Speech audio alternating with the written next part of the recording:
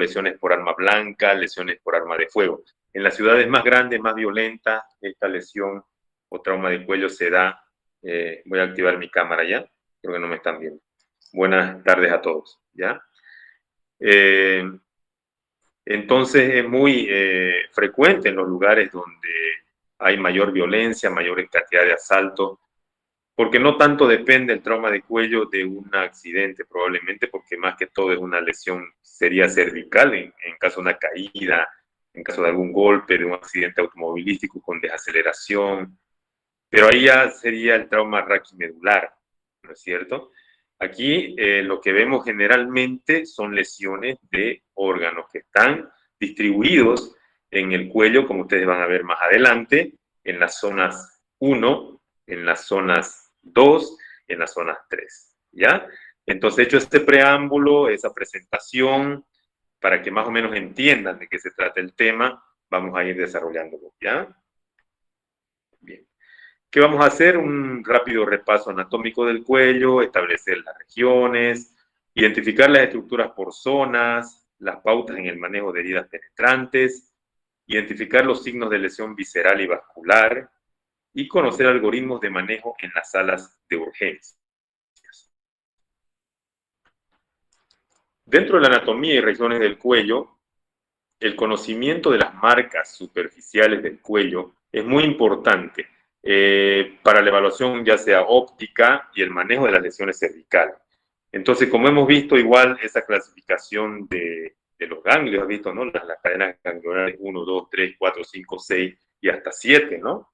Entonces, seguramente se nos han quedado en la cabeza y manejamos perfectamente ya la división topográfica de las cadenas ganglionares cervicales, ¿no? Para eso es esta cátedra de cirugía, para enseñarles profundamente todos los aspectos inherentes a la técnica quirúrgica y a las cirugías y enfermedades que se puedan desarrollar en el tema quirúrgico. Entonces, vamos a ver esta diapositiva. Los que están en su celular pueden ampliar un poquito para mejor, ya va a ir un poquito empezando por la parte izquierda mía, ¿no? Izquierda de ustedes también, ¿no es cierto? Izquierda, ¿ya? Mirando de frente a la pantalla. Lo que puedan ampliar en el celular, amplíen para verla mejor. Yo estoy aquí con mi computadora portátil también, entonces lo veo más grande, pero en el celular, entonces dice, anatomía del cuello, el conocimiento de las marcas superficiales del cuello es muy importante. Entonces, fíjense ustedes que hay una división por zonas.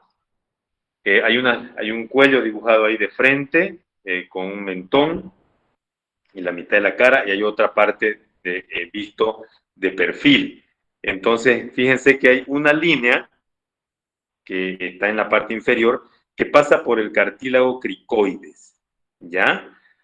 Y todo lo que está por abajo de eso es la zona 1, ¿no? Zona 1 del cuello. Y visto lateralmente, fíjense, va por la parte lateral y va por encima también de las clavículas. Déjenme contestar una llamada un segundito, por favor, que es importante. ¿Ya? Deme un segundito.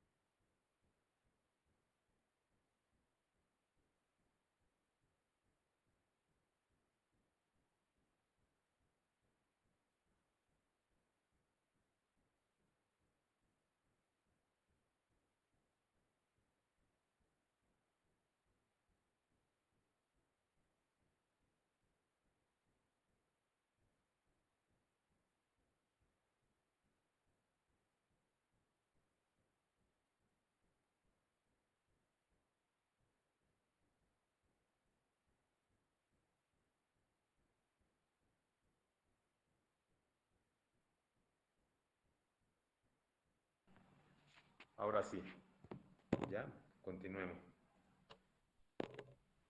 Mil disculpas que estoy de turno y el jefe médico estaba llamando.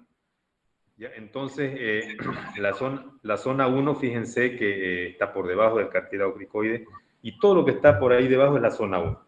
Después hay otra línea superior que pasa por el ángulo de las mandíbulas y eso ya entre la línea de abajo y esa otra línea está la zona 2. ¿Ya? Y por encima del ángulo de la mandíbula, la zona 3. ¿De acuerdo? Entonces, no se olviden nunca de esas líneas, de esos parámetros topográficos. ¿Ya? Acá en la parte derecha, ¿no? Donde están con colores amarillo, anaranjado, verde y celeste, dice zona 1, zona 2 y zona 3. Entonces, en cada uno de ellos está el contenido que puede dañar. Por ejemplo, en la zona 1 tenemos el nacimiento de las arterias y venas subclavias, ¿ya? La tráquea y el esófago. Entonces, esos son los órganos que podemos encontrar dañados en la zona 1. ¿Ya? En la zona 2 están las arterias carótidas y venas yugulares, está la laringe y está la faringe. Y en la zona 3 tenemos ya más arriba las arterias carótidas internas, que ya se bifurca la carótida principal, las arterias vertebrales, otra vez la laringe, pero esta vez la laringe superior. ¿Ya? Entonces fíjense que es muy importante manejar el contenido de las zonas. ¿Ya? Y más abajo dice el esqueleto del cuello, lo constituyen las vértebras cervicales, en la parte posterior el hueso hioides, en la parte anterior que lo hemos tocado en la parte de glándulas salivales, perdón, de enfermedades del cuello, el manubrio y la clavícula. ¿Ya? Muy bien. Aquí hay otra imagen también ilustrativa sobre las zonas del cuello, 1, 2 y 3. Repitiendo el esqueleto del cuello, las vértebras cervicales, el hueso hioides, el manubrio, el esternón y la clavícula.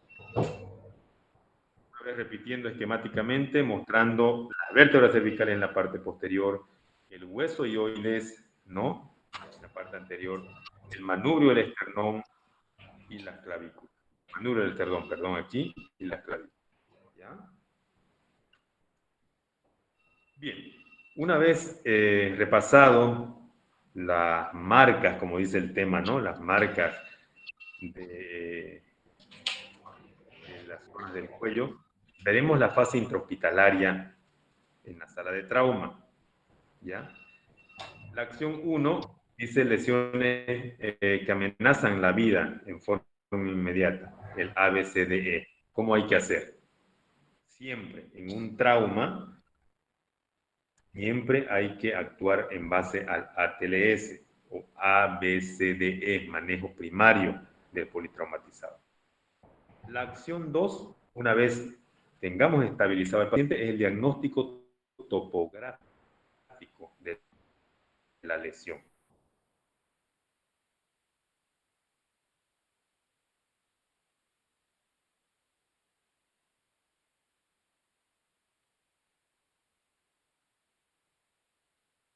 Pero ya, ¿cuál es el objetivo? Reducir la tasa de mortalidad y morbilidad de la víctima de traumas de cuello. En el ABC del trauma, otra vez repasando lo que ustedes manejan de memoria, airway, vías aéreas, que se tiene que hacer, intubación, si no se puede intubar, cricotiroidotomía o traqueotomía. Breathing, respiración, siempre asegurar la ventilación pulmonar, ya darle flujo de oxigenación, de circulación, control de hemorragias, de daño neurológico, la escala de Glasgow y control y exposición. ¿Ya?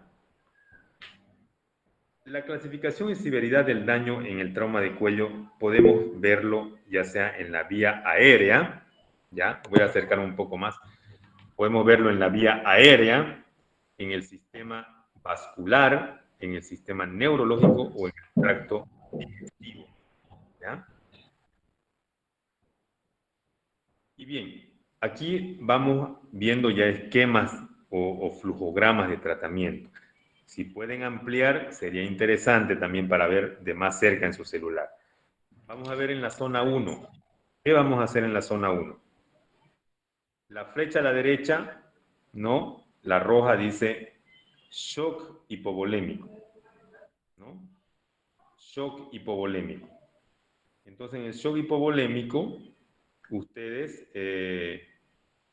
si está presente un shock hipovolémico, va directo a la sala de operación. No hay otra cosa que hacer lo más rápido posible. Si está en shock, presión de 60-20, 40-20, 60-40, 80-40. Eso es shock, ¿no? Y además, mucosas pálidas, taquicardia. Que si está estable, hemodinámicamente estable, ya ¿qué tenemos que hacer? Procedimientos diagnósticos. Podemos hacer una angiografía y un esofagograma. Si hay positividad a lesión en estos dos estudios, llevarlo a la sala de operación. Pero si las lesiones son negativas, someterlo a observación. Siempre se somete a observación a los pacientes, ¿no? Eso en la emergencia es siempre como una norma, ya que siempre hay que evaluar generalmente 6 horas a los pacientes, ¿no? La zona 2. La zona 2, ¿qué hacemos en la zona 2? En la zona 2 tenemos otra vez la flecha roja a la derecha, perdón, a la izquierda de nosotros, shock hipovolémico de nuevo, o lesión vascular, o lesión digestiva, o lesión aérea. Exploración en sala de operaciones también. Si el paciente está hemodinámicamente estable, pero hay signos dudosos de que puede ser que tenga lesión o no, hay que hacer procedimientos diagnósticos. Para esto tenemos la angiografía, el esofagograma de nuevo y traqueoscopía, o sea, introducir un broncoscopio para ver si no hay lesión traqueal. Si hay positividad de una lesión, entras a sala de operaciones, y si hay negatividad, observación. Y otra vez aparece la flecha verde. Si el paciente está hemodinámicamente estable, con signos estables, se someterá a observación. La zona 3.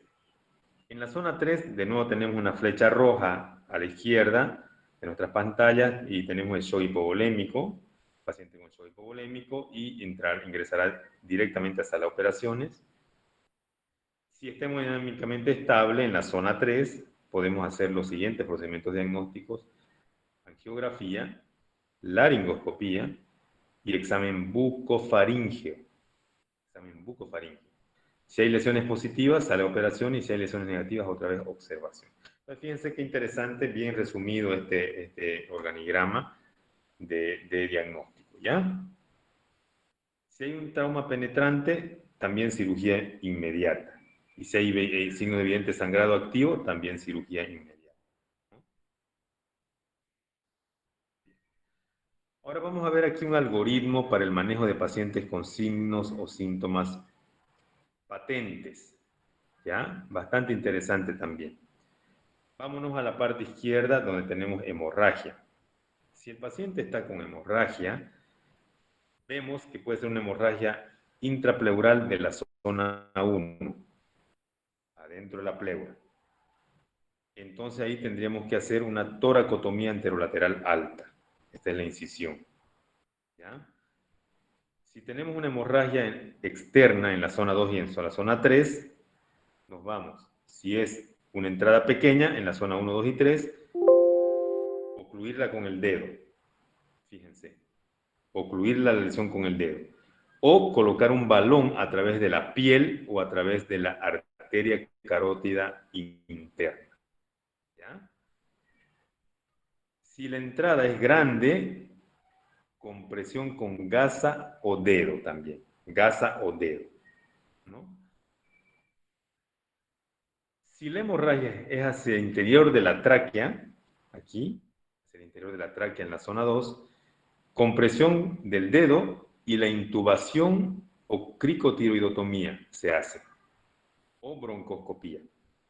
Si hay una lesión de la tráquea, se intuba por la misma tráquea, se coloca el tubo endotraqueal por la misma tráquea, ¿ya? Vamos a ver si el paciente está con asfixia. Aquí, nos vamos a la parte derecha de nuestra pantalla. Si el paciente está con asfixia, de la herida a la tráquea de la zona 2, seguir las burbujas de aire o agrandar un orificio cutáneo e intubar a través del defecto traqueal. Se intuba a través del defecto traqueal para asegurar vía aérea. Y si hay asfixia por compresión a causa de un hematoma vascular, el hematoma también puede comprimir, hay que hacer inmediatamente la intubación endotraqueal sobre el broncoscopio de fibra óptica versus cricotiroidotomía. ¿Ya? Entonces, fíjese, interesante el algoritmo que hay que seguir. Ahora aquí tenemos otro algoritmo. Evaluación de los pacientes con signos o síntomas modestos o moderados en un paciente asintomático. Ya un poco más tranquilo, el paciente más estable. A ver qué nos dice. Vamos a las casillas amarillas. En la zona 1, descartar lesión vascular, hacer rayos X de tórax, angiotomografía computarizada, si hay hematoma o hemotórax, descartar. Y por otro lado, descartar lesión aerodigestiva en la zona 2. Si estamos en la zona 2, en el examen físico, hacemos un examen normal, descartar lesiones si se alejan de estructuras vasculares o aerodigestivas. Hacer la tomografía computarizada nos puede mostrar un rastreo del proyectil y algunas lesiones incluso sin contraste. ¿Ya? Si hay lesión vascular, entonces se hará una angiotomografía computarizada versus arteriografía versus ultrasonido duplex y versus ultrasonido de flujo en color. Y si hay una lesión aerodigestiva, hacer una de laringio de tráquea sospechosa, hacer una tomografía computarizada, una laringoscopía y una broncoscopía de fibra óptica. Y si hay una lesión de esófago, probablemente, o una sospecha de lesión de esófago, ¿qué es lo que vamos a hacer? Darles de tomar a los pacientes contraste, que se llama gastrografín, o esofagoscopía flexible, ¿no? Realizarla también, y tomografía computarizada, ¿no? Bastante interesante. Y en la zona 3, que es más alta, donde están las carótidas internas, la laringe superior, descartar lesión vascular y al examen físico hacer versus angiotomografía y arteriografía, ¿ya? Entonces, fíjense cómo se va dependiendo de la sospecha que uno tiene o de los signos o síntomas, ya sean modestos o moderados, o patentes hacia la realización de los exámenes para poder dar con los diagnósticos y ir descartando. Aquí hay una imagen de un hematoma significativo en zona 2, secundario a una herida por arma de fuego, la arteria carótida, por ejemplo. Fíjense cómo hay un abultamiento y puede haber una compresión y posterior asfixia del paciente. El trauma penetrante en cirugía, en presencia de heridas en zona 1, heridas por proyectil de arma de fuego en la zona 2, si hay signos de evidente sangrado activo, las heridas penetrantes de la vía aérea pueden causar un hematoma en el cuello, ¿no? La tomografía computarizada se hace tomografía cervical, también se puede hacer resonancia magnética cervical.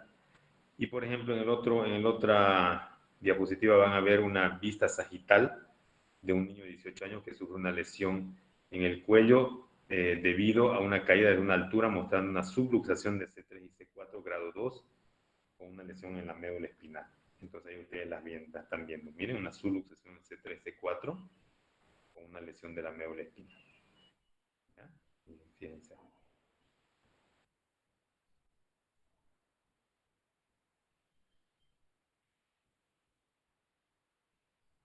La tomografía computarizada helicoidal multicorte tiene una sensibilidad del 100% aproximadamente y una especificidad del 95.5%, o sea, es muy, muy sensible y específica para detectar lesiones vasculares y aerodigestivas sufridas. ¿Ya? La helicoidal multicorte, no se olviden, es cuando tenemos tomógrafos avanzados, ¿no? Tomógrafos de 16 cortes, de 32 cortes, 64 cortes, etcétera, etcétera. La arteriografía. ¿Qué es la arteriografía? Una arteriografía es una radiografía de los vasos sanguíneos y se realiza para evaluar varios trastornos vasculares, tales como ser aneurismas, un área abultada y delimitada en la pared de un vaso sanguíneo, estenosis del vaso sanguíneo, estrechez de un vaso sanguíneo y obstrucción.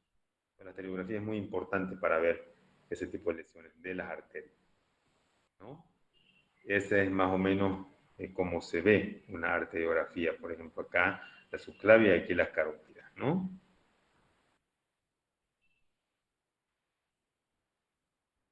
Ahí hay otra herida de perdigón en un paciente asintomático que causó más o menos una transección del 30% de la arteria carótida común izquierda en la zona 2, ¿no? Entonces, más o menos acá. Aquí este lugar, bien, fíjense, este es el perdigón y aquí hay una pequeña fuga, ¿no? Pero contenida nomás, contenida.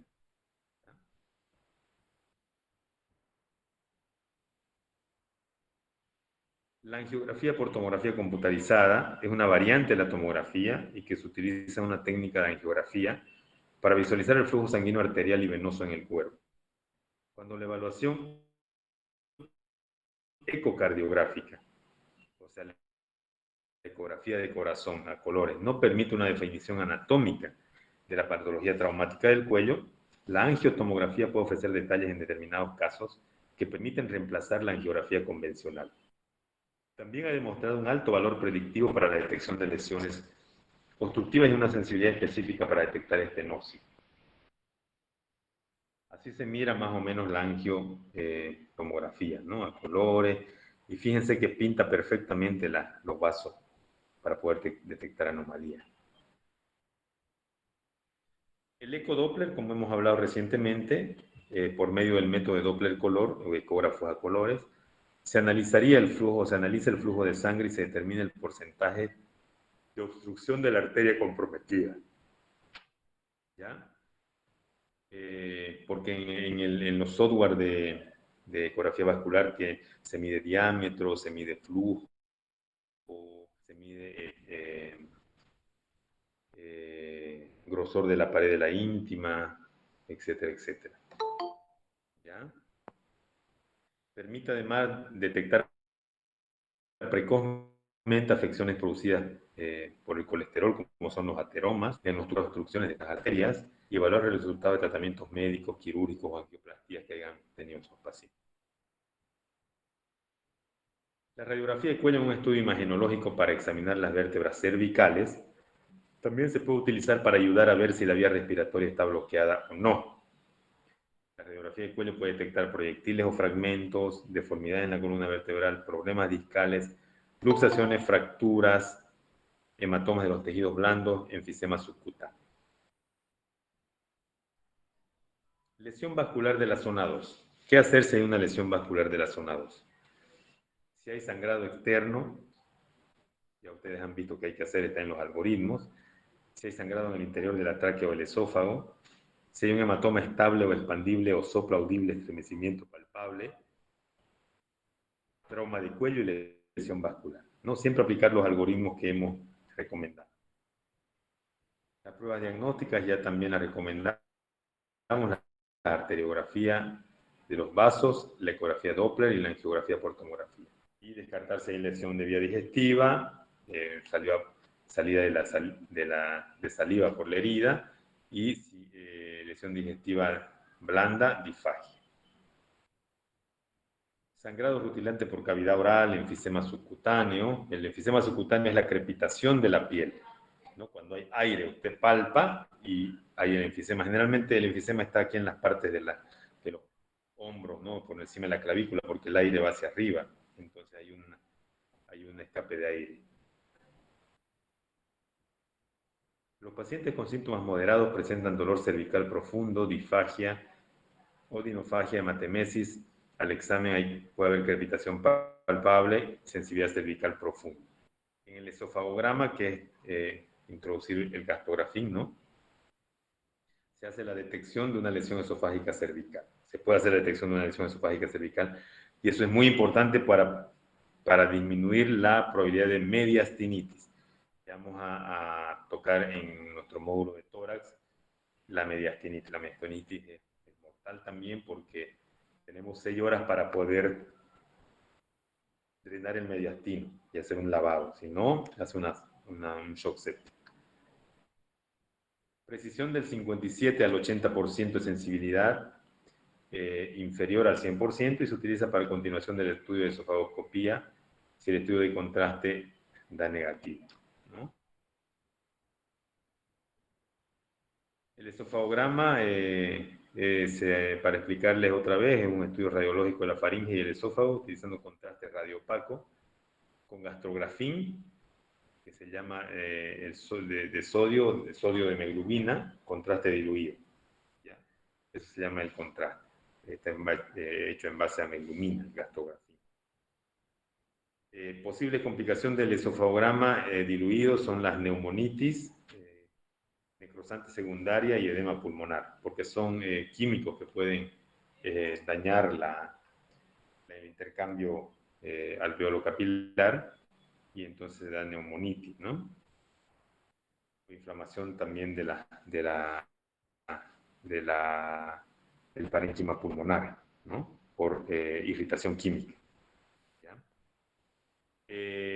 Se puede hacer esofagoscopía rígida y los resultados de estudios de esofagoscopía flexible en los últimos 16 años nos dicen que la sensibilidad fue del 98%, la especificidad del 96 al 100%, la precisión del 97 al 99% y los estudios de contraste y esofagoscopía la precisión de casi 100%, paciente con lesión esofágica en la zona 2.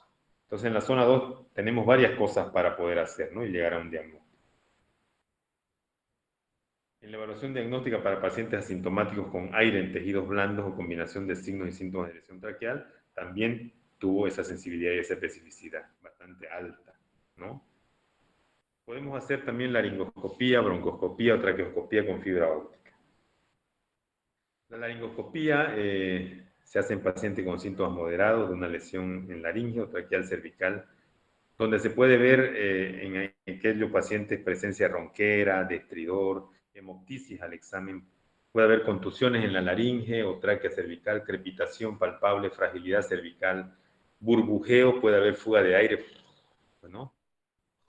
Fuga el aire por la herida penetrante, donde se diagnosticará y localizará la lesión en laringe subglótica, supraglótica, en esos casos. ¿Ya? Por ejemplo, aquí hay una imagen donde se muestra que hay una intubación directa endotraqueal a través del orificio traqueal distal a un paciente con una herida cortante en la zona 2, ¿no? Fíjense que el cuello está en la parte de aquí abajo, ¿ya? El cartílago cricoides está aquí más o menos y por encima de eso está la lesión. ¿Ya? Perdón, el cartílago cricoides está por acá arriba y la tráquea está seccionada, por ahí se intuba. ¿Ya?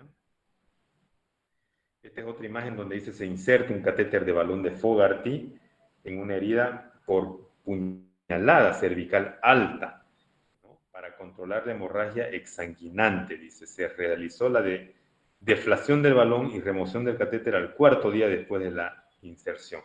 ¿Qué es lo que se hace? El catéter Fogarty es un catéter vascular, es igual que la sonda Foley, pero transparente, y tiene en la punta un balón que se puede inflar y entonces usted la introduce a través de la lesión y lo infla, y entonces eso va a producir compresión y va a producir hemostasia, ¿no?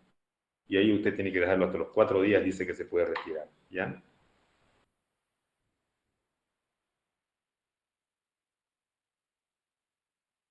En mandíbulas, ¿ya? La arteriografía para todos los pacientes estables con herida penetrante, el enfoque es más selectivo, ¿ya? En la zona 3.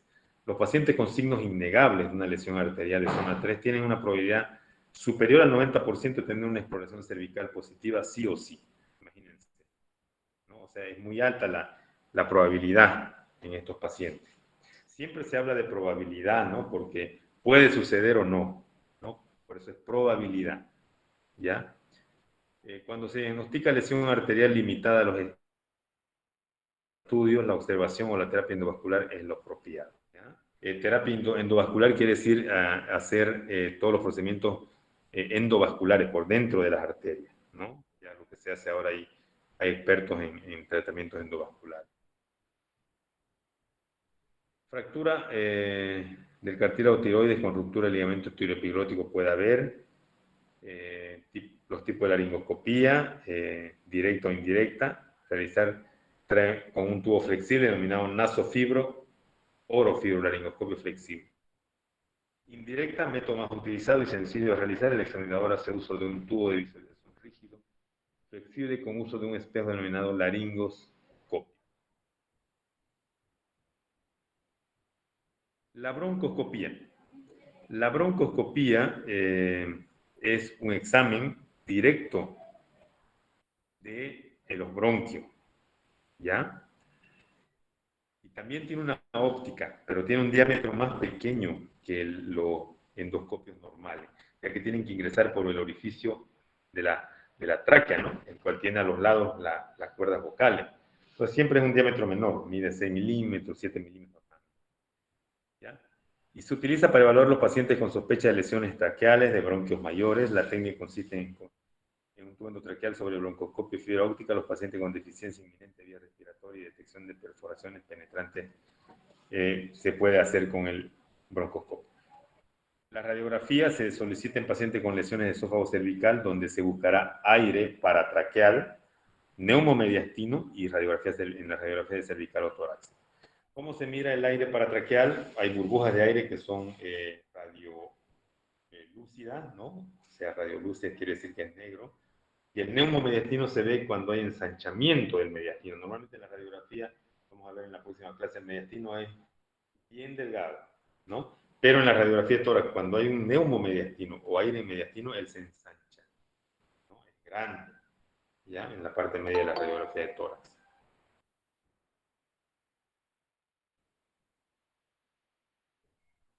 Bien, no avanza.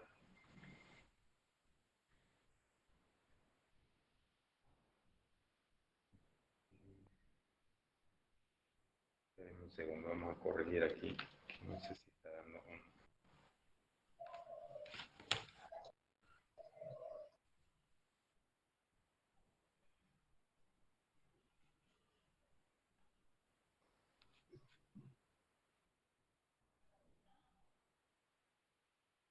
Vamos a interrumpir un segundo. Parece que... Y vamos a entrar de nuevo, ¿ya?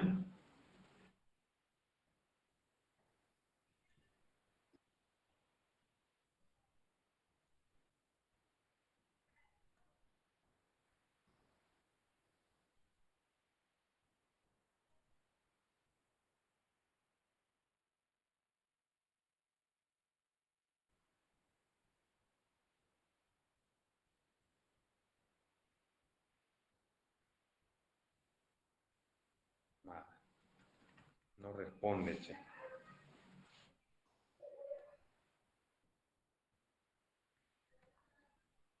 Déjenme un segundo, ¿ya? Vamos a ver aquí. ¿Qué hacemos?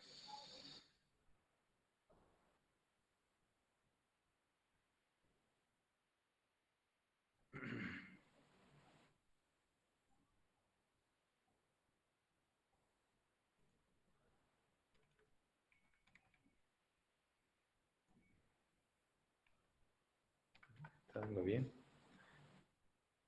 Está dando muy bien.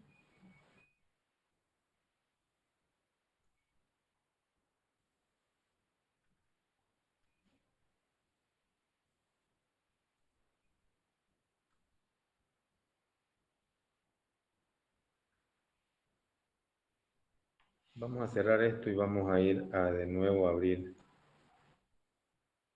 un...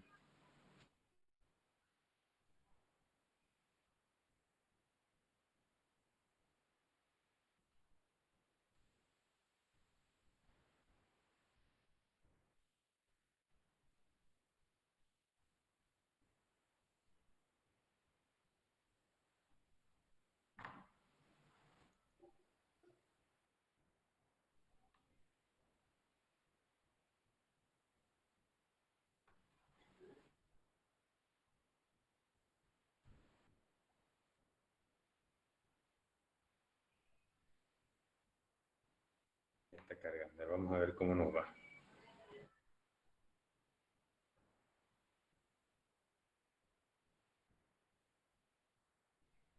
Ya, vamos a ver si presentamos esto.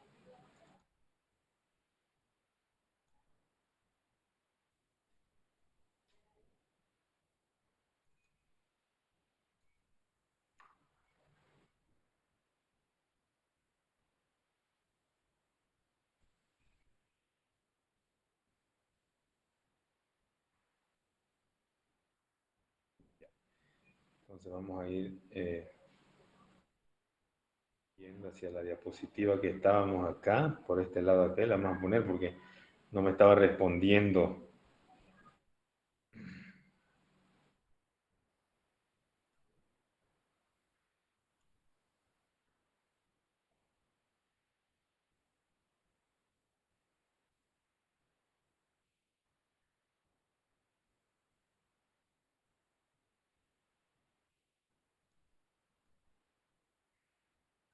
¿Eh?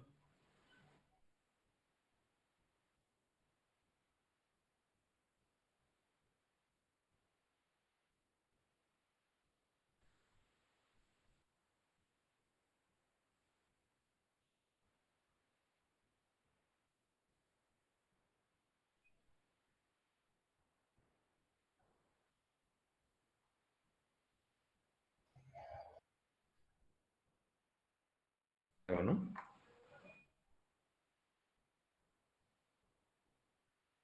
Sí, creo que aquí estamos, ¿no?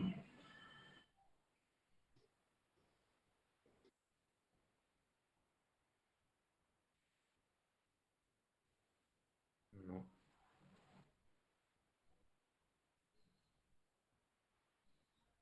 más adelante ya está. Sí, sí, aquí en esta parte última. Mucha razón. Aquí nos quedamos, ¿no? La zona 3, donde la arteriografía, para todos los pacientes estables con herida penetrante, el enfoque es más selectivo, ¿no? Los pacientes con signos innegables de una lesión arterial de zona 3 tienen una probabilidad superior al 90% de tener exploración cervical positiva. Y cuando se diagnostica una lesión arterial limitada en los estudios, la observación o la terapia endovascular es lo apropiado, ¿no? Estamos hablando de una lesión de una terapia endovascular. Luego vemos que puede haber fractura de cartílago tiroides, de ligamentos tiroepiglóticos. Hay los tipos de laringoscopía, puede hacerse directa o indirecta. Directa, realizarla trae a hacer un tubo flexible, como vimos, ¿no?, en la anterior clase. Y la indirecta, por un método más utilizado y sencillo de realizar, el examinador hace uso de un tubo de visualización rígido, ¿no?, flexible, con uso de un espejo denominado laringoscopio, eso que es con el cual se intuba, ¿no?, laringoscopio. ¿Ya? Y esta es la última diapositiva, ¿no?, donde dice que la broncoscopía con fibra o estudio endoscópico del aro bronquial es un tubo bien delgado. Eso se hace con anestesia local, se instila lidocaína directamente a través del broncoscopio, ¿no?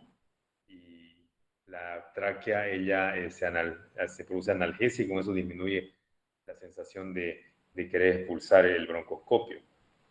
Ya ya se utiliza para evaluar los pacientes estables con sospecha de lesiones de tráquea, de bronquios mayores. La técnica consiste en introducir un tubo endotraqueal sobre el broncoscopio de fibra óptica en pacientes con deficiente inminente vía respiratoria y detectar perforaciones penetrantes, ¿no? La radiografía, como siempre, nos muestra lesiones de esófago cervical, donde estamos explicando que había aire paratraqueal, neumomediastino cuando se ensancha, y en la radiografía cervical. ¿Ya? Muy bien, eso creo que es todo de este tema, bastante bonito. La otra clase vamos a ver después de las preguntas que hagamos, que nos toca preguntas de este tema y del anterior, algunos videos sobre arteriografía, cómo se hace la arteriografía. La laringoscopía ya la conocemos. La broncoscopía, vamos a ver cómo se ve la broncoscopía, cómo se hace un esofagograma, cómo se realiza y cómo se lo determina, se lo lee. Después la angiotomografía, un estudio que tenemos que ver. Bien, bueno, eso es lo que tenía para darles hoy día. Si tienen alguna pregunta. Doutor, eu tenho uma pergunta.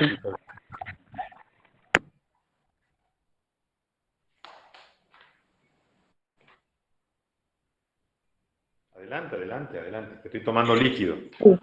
Ah, ya. Quando em los exames de imagem habla de sensibilidade, por exemplo, uma sensibilidade de 90%, isso quer dizer que é digamos, uma porcentagem para chegar a um diagnóstico? Se tem uma porcentagem muito alta, tem mais chance de chegar a um diagnóstico exato? Así es. la diferencia entre sensibilidad y especificidad es bien clara. Sensibilidad quiere decir aquello que puede dar positivo. Entonces, bien sensible.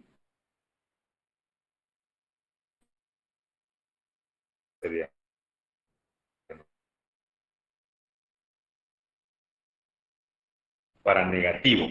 Entonces, es bien específico que te dé negativo. ¿Me entiendes? Entonces, si decimos es bien sensible, quiere decir que nos sirve bastante para diagnosticar algo que estamos buscando. ¿Ya? Muchas gracias. Muy bien.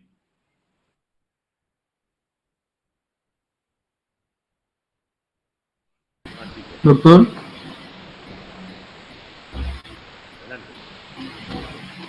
Adelante. sobre el tema de las preguntas, se va a preguntar juntamente con este tema de trauma de cuello, la parte de tumores de cabeza y cuello. Sí, los dos pendientes. Ah, ¿Ya? ya, perfecto. Solo pregunta vamos a hacer el viernes y video, ¿ya? Ya el lunes vamos a hacer enfermedades benignas de la tiroides. ¿De acuerdo? Ya, doctor, perfecto.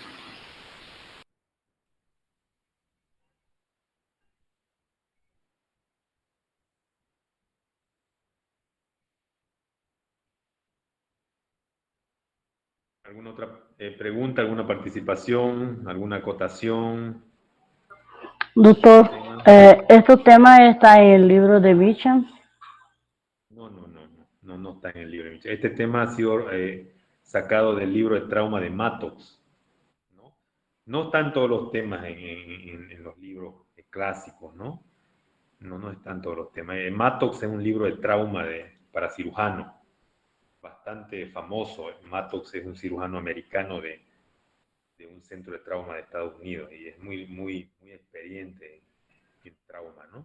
Por eso es muy bonito, muy rápido en su apreciación, sus algoritmos han visto que son claros, ¿no? Lo que hay que hacer.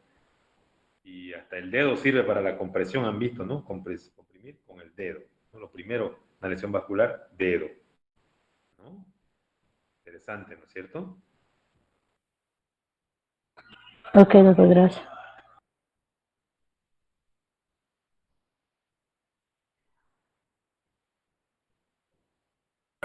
Doctor, buenas tardes. Una pregunta.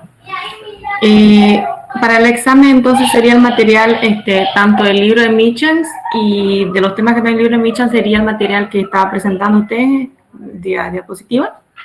Lo que les he dado en clase, se pregunta. Diapositivas, video grabado. Está bien, gracias. Bien, ya se están preocupando del examen, ¿no? Sí, Exacto. No habían hablado nada del examen. son uno tras de otro, doctor, por eso pregunto, para que nos preparemos. Bueno, no hay problema. Llega siempre pues el examen, no es parte de su formación. Como no quisiera que no haya examen, porque en realidad es una forma de medición. En realidad la parte virtual es una forma de medición de su grado de conocimiento, ¿no? Pero virtualmente, ¿no? Es interesante también porque es un acompañamiento de su progresión, de su conocimiento más que todo, ¿no? De eso se trata, de cómo ustedes están progresando en su conocimiento, ¿no? Eso es algo importante, es algo importante. Por eso todas las semanas estamos repasando, ustedes están leyendo el tema y cuando sea para su examen van a volver a repasar, ya lo tienen en la cabeza, es solo recordarlo, digamos, ya lo vieron, una vez lo vieron conmigo en la clase magistral y otra vez lo vieron para su repaso, ¿no? Entonces, 2 veces. Y cuando vayan a dar su examen, 3 veces, imagínense. Entonces, creo que el grado de conocimiento que van a adquirir ustedes es bastante interesante, ¿no? No va a ser un conocimiento olvidadizo, no va a ser un conocimiento fugaz, como es que no me importa un tema y solo lo voy a leer cuando me toque mi parcial, digamos, ¿no? Pienso que ese es el objetivo de este año, espero que les haya gustado también y que sea de provecho para ustedes, ¿no? Lo vamos a ver en el desarrollo de las pruebas, ¿no?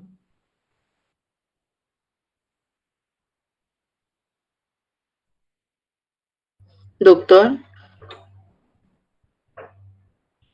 ¿me está escuchando? Sí, Caterine, claro.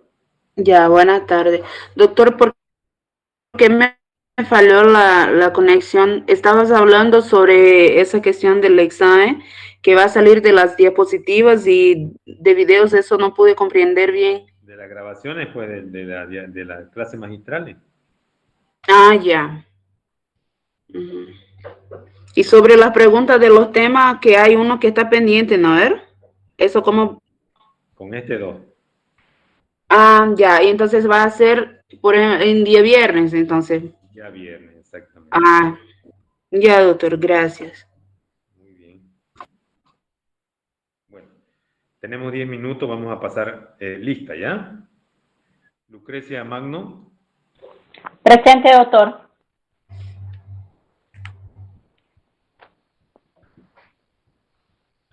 Ilia da Silva, Presente, doctor.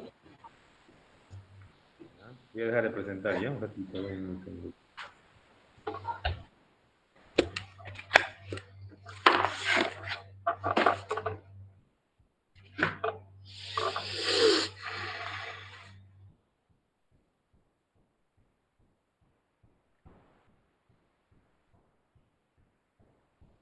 Igor Rodríguez.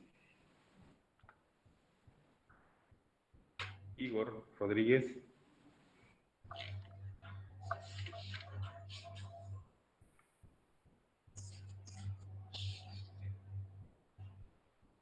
Anderson Oliveira. Presente, doctor. Listo. Hola Anderson, buenas tardes. Buenas tardes. Shiharu Miyashiro. Shiharu Miyashiro. Hola. Un segundito, dame, estoy pasando un ratito a aula. Solo lista, un ratito, ahorita te llamo. Hoy sobre la cirugía.